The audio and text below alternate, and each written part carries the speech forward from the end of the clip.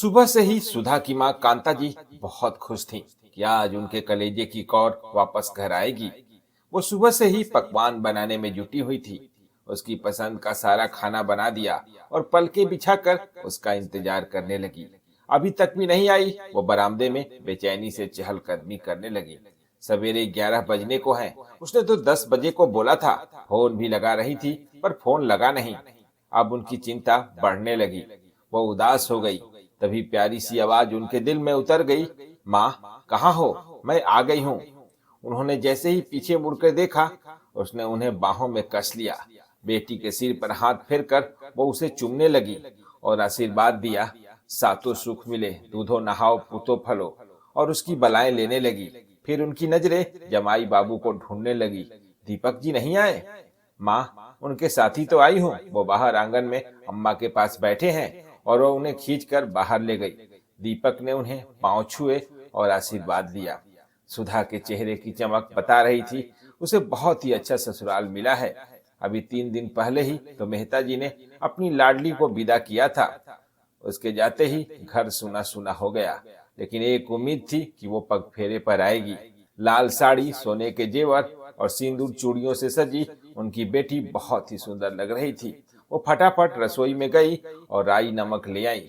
नजर ना लगे मेरी लाडली को किसी और को, और नजर उतारने लगी।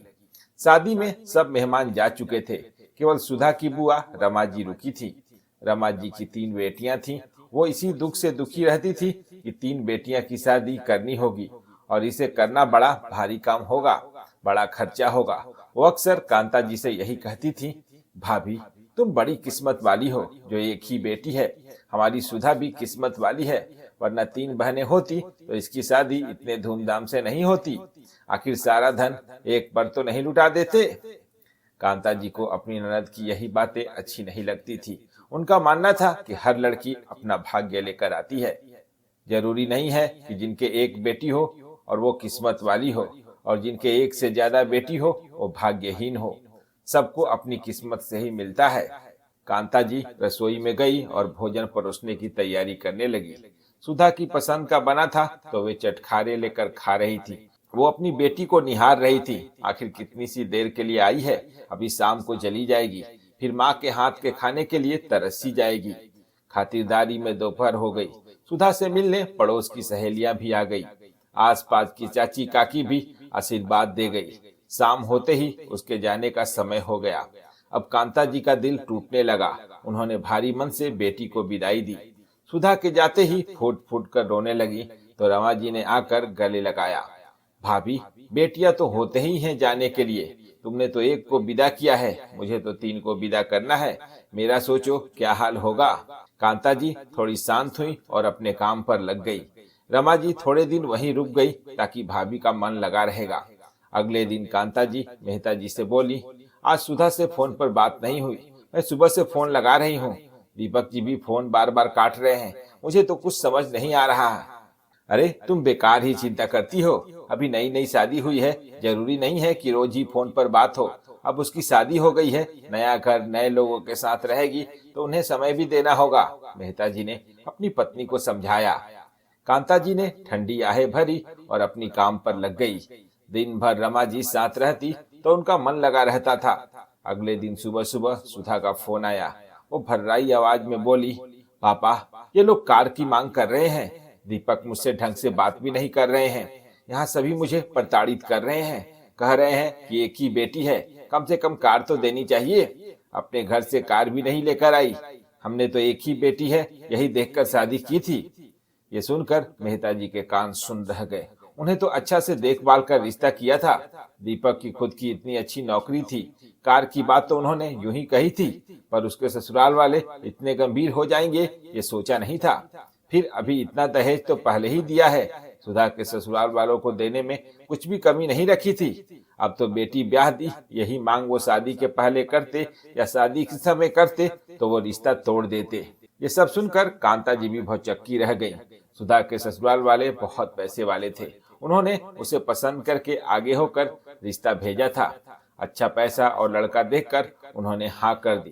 काश लड़की और उसके घर वालों की थोड़ी जांच पड़ताल कर लेते। मेहता जी ने समय देखा और कांता जी को लेकर सुधा के ससुराल रवाना हो गए। वहां पर सुधा बेबस खड़ी थी।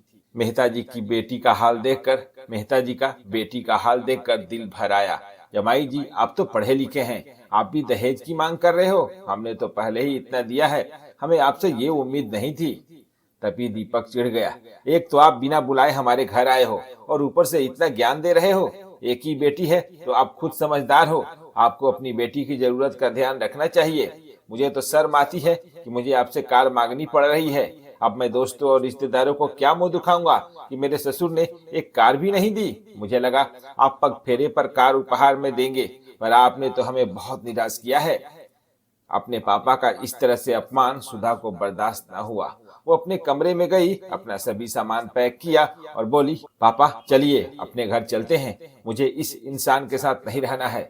ससुराल में सास ससुर लालची होते हैं, पर यहाँ तो पति ही लालची है। तुम ऐसे कैसे जा सकती हो? समाज को क्या मुंह दिखाओगी? अभी शादी के 2 ही दिन हुए हैं और अब तुम इस घर की हो चुकी हो, दीपक ने गुरूर से कहा। सुधा भी गुस्से से बोली, जो मुंह समाज को तुम दिखाओगे वही मैं भी दिखा दूंगी। मैं ऐसे लालची पति के साथ नहीं रह सकती हूँ। काश तुम अपना ये रूप शादी से पहले दिखाते तो मैं तुमसे शादी ही न करती।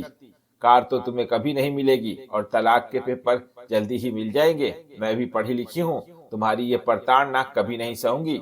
अपने पैरों पर खड़े होकर किसी अच्छे इंसान से दोबारा शादी कर लूंगी। मेहता जी और कांता जी भारी मन से अपनी बेटी को वापस ले आए। घर पहुंचकर वो रामा जी के गले लगकर रो पड़ी।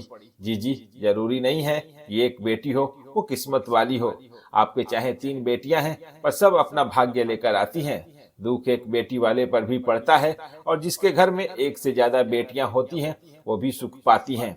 आप अपनी बेटियों को इतना मत कोसा कीजिए, उन्हें प्यार से रखिए और उनकी अच्छी किस्मत की प्रार्थना कीजिए। कांता जी रो रही थी और रमा जी शर्मिंदा हो रही थी कि क्या पता सुधा के भाग्य को उनकी ही नजर लग गई। वही कहती रहती थी कि सुधा एक ही बेटी है, बड़ी किस्मत वाली है। वो सामने बैठी सुधा से नजरें नहीं मिला पाई।